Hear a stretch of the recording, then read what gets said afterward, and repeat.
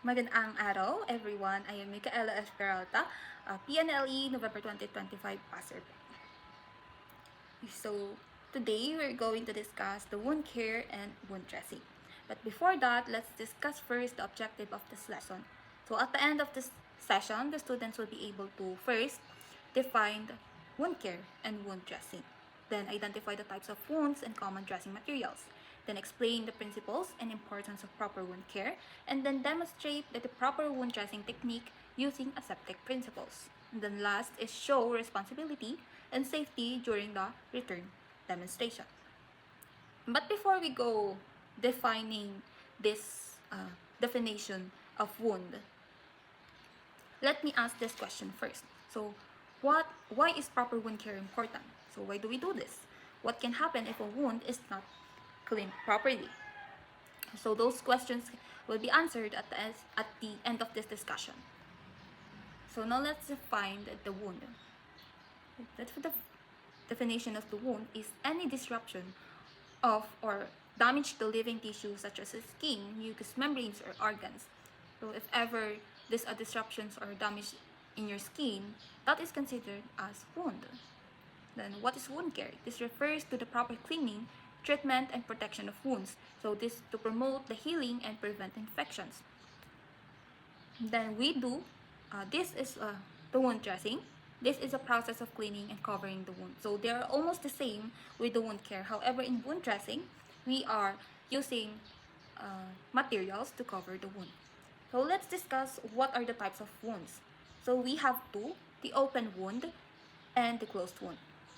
So in open wounds, there is a break in the skin or mucous membrane, or when the protective skin is damaged.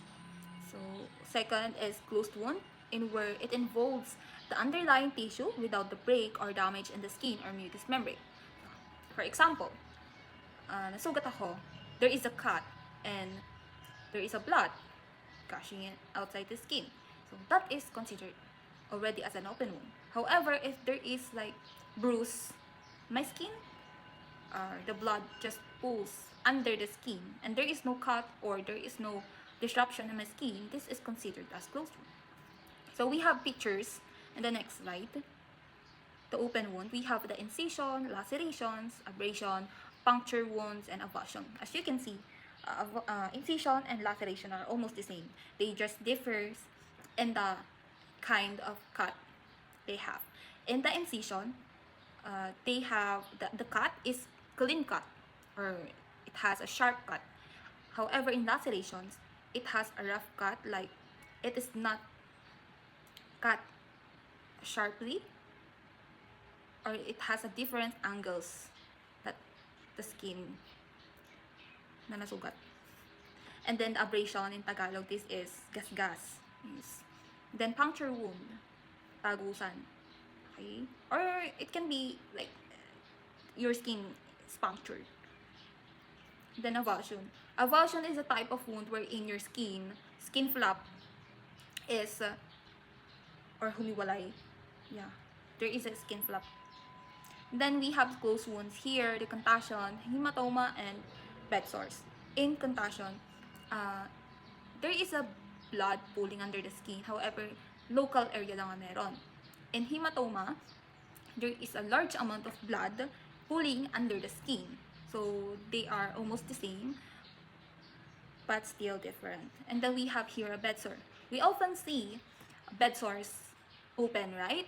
So before this, there is this breakage or damage on the skin, there is already a wound under the skin. So bed sore is considered as closed wound because before the skin breaks out, there is already a pressure under the skin because of the wound or because the pressure causes the skin to break. Yes. And then, why do we do wound dressing? First, it is to keep the wound clean, lessen the spread of microorganism, hasten the tissue healing, then absorb or localize drainage of wound, and then to support the injured part. Then what are the indications of wound dressing? We have open wounds, the infected wounds, the removal of stitches, staples or clips, and then also shortening or removing the drains. And then what to assess before uh, before doing the wound dressing. So first, we should assess the wound for its color, the excoriation, order, the exudate, or drainage. How much drainage are there in the wounds, like sinus tracts, or to tunneling. The tunneling, like how deep the wound is, like that. And then assess the client's pain level and administer analgesia 30 to 45 minutes prior to dressing change. So assess for allergies like latex, adhesive, and iodine. Then what are those principles of wound care that we should do? Okay, first, observe the aseptic technique, like hand hygiene, right? Prevent contamination, and then clean from the least contaminated to most contaminated area. So like if this is your wound, right? So we're going to clean the least contaminated to most contaminated area, right? Then before doing the wound care, also of course we should check the physician's order for what type of dressing to be applied and specific instructions like what cleansing solutions to use, the removal of sutures, the drains, and applications of medication.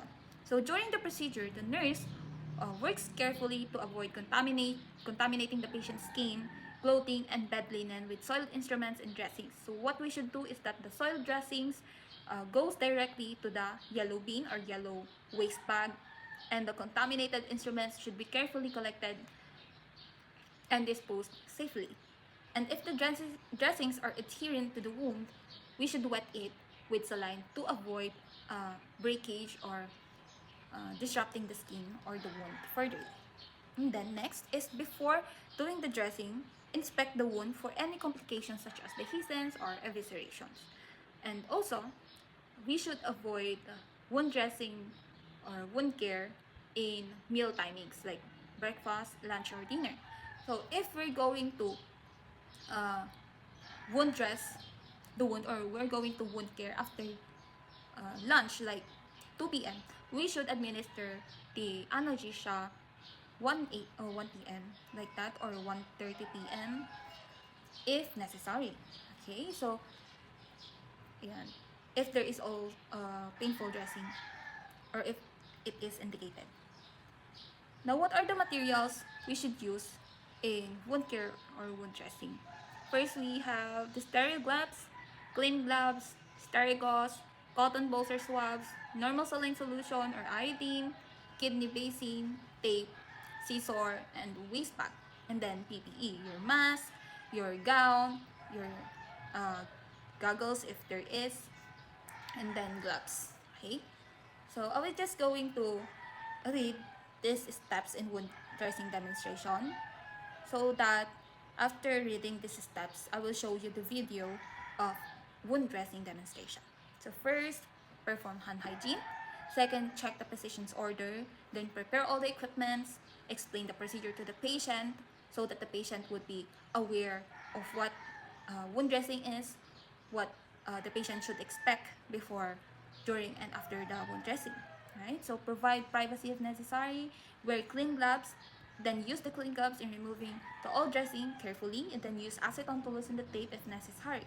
Then assess the wound condition, like the location, the size, the odor of the wound, the drainage, the number of gauze saturated with drainage. Okay? So after removing the old dressing, remove the gloves and perform hand hygiene again, and then open a sterile dressing set using aseptic technique. And then wear sterile gloves. Again, clean the wound using sterile saline. Again, from center to outward, from cleanest to dirtiest area. Then one stroke per one swab. Okay. Dry the wound if necessary because moisture facilitates healing. Then apply sterile dressing. Secure the dressing with the tape. Then dispose the waste properly. Remove the gloves and perform hand hygiene. Then importantly, don't forget this. Document the procedure and then the wound assessment. Okay, so after this, after showing the return demonstration, there should be an application of the students like the return demonstration. So let's see the video. Magandang araw everyone, I am Micaela F. Peralta and today we're going to have this wound dressing demonstration. So first, I'm going to show you my dressing materials, which the other are just improvised. Okay, so I have here my dressing or wound. I just draw an incision here. So first, our materials, we have here the clean gloves and also an improvised sterile gloves. Yes. And then sterile gauze pad. We have here the cotton balls or cotton swabs with the povidone iodine because I don't have a normal saline solution. And this container serves as the kidney basin. And then we have here the forceps here and the bandage scissor and the micropore tape. And also an improvised yellow bag here. No, this is not sponsored. And alcohol for hand hygiene. Before we proceed, of course, what do is hand hygiene. And because I already finished, for example, I already have finished washing my hands and then alcohol. Yes. And then, before preparing all these equipments, check the physician's order. So what we're going to just use is sterile gauze pad and just tape it with micropore. Okay. Then I have all the equipments prepared here. And then what we're going to do now is to explain the procedure to the patient. So since I am the patient here, I already know what to expect and then what to know about this procedure. Then provide privacy, curtain privacy if necessary. Then wear clean gloves. Here are the clean gloves. So we're going to use the clean gloves for removing the old dressing. So since I don't have this video going to take a video for me, I decided to just draw the wound here on my forearm instead on the legs. So here, when removing the old dressing, we should apply acetone or any alcohol here on the tape to loosen it so that if it is not that painful if we are going to remove the tape.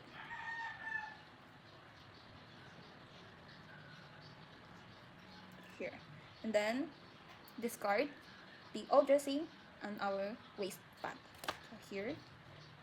Before all of this, then remove your clean gloves.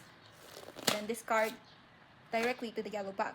And then what we're going to do is to assess the wound. So since there is no drainage and there is only almost a 2-inch of the wound is dry, then those are the data that we're going to document at the end of this procedure. So there is no blood or anything, it is reddish, it is dry, no drainage or anything at all. Then after removing the old dressing, we already have assessed this, and then we have removed the glands and again perform hand hygiene.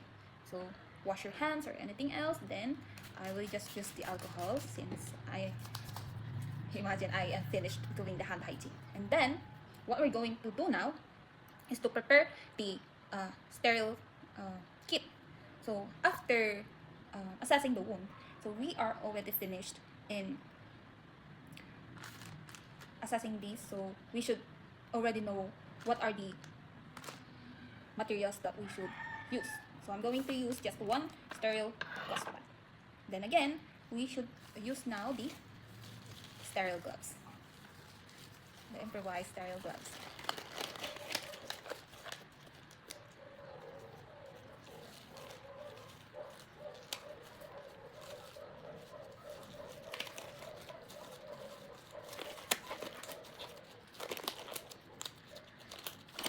Okay, and then we are now going to clean my wound.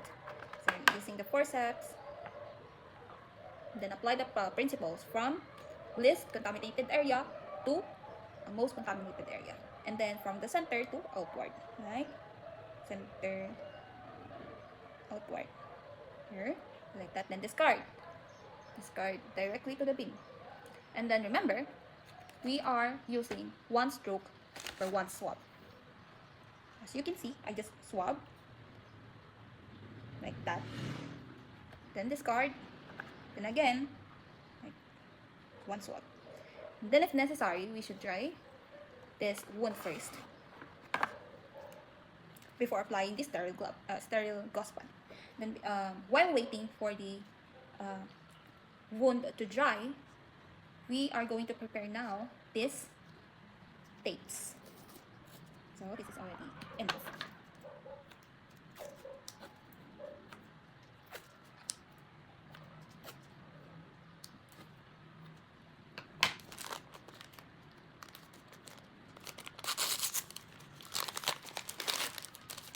Here, the sterile gauze, and then use the size only fit to the wound, not too big and not too small. Okay. So apply or cover the wound just enough to the size of the wound, and then secure it with the tape. Here.